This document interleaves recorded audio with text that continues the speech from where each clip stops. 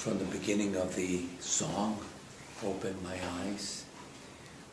We hope that throughout this time of, we'll call it extraordinary time, ordinary time, that's what happens to us, that we open our eyes of faith, that we listen with our ears of faith, that we take a new look at this mystery of the Incarnation.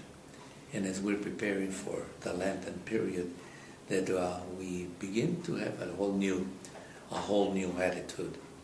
How beautiful it is to hear this from the book of Samuel about Hannah, and how it's good to repeat it and see here how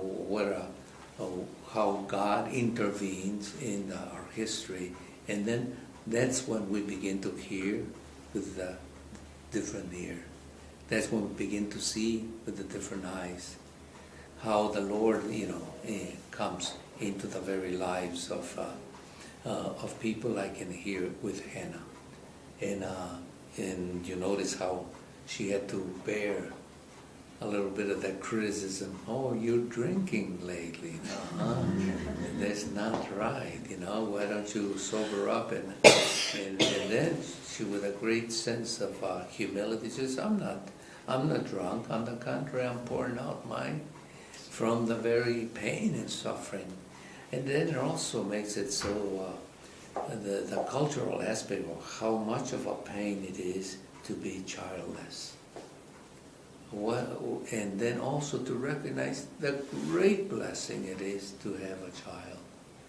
So we miss those cultural things to see, and this is in those depths of height of joy and happiness and sorrow and pain that God is always hearing us. So his name is Shamuel. God hears. Shammai, Israel, hear ye, O Israel, same word. So Samuel, God hears. And so whenever we have this little story, we know that God is continuously hearing us in all our, and especially when we do like Hannah, praying from the heart, from the pain, from that level to the Lord, and God hears.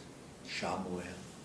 So there's so many things we could reflect on, but we'll ask continually be singing in our heart. Open our eyes, Lord, so that we may really see His plan. Open our ears that we may really hear the gospel and proclaim it to others. Open our lips so that we may really proclaim the good news to others with joy, like Pope Francis. So let us then continue with the Eucharist.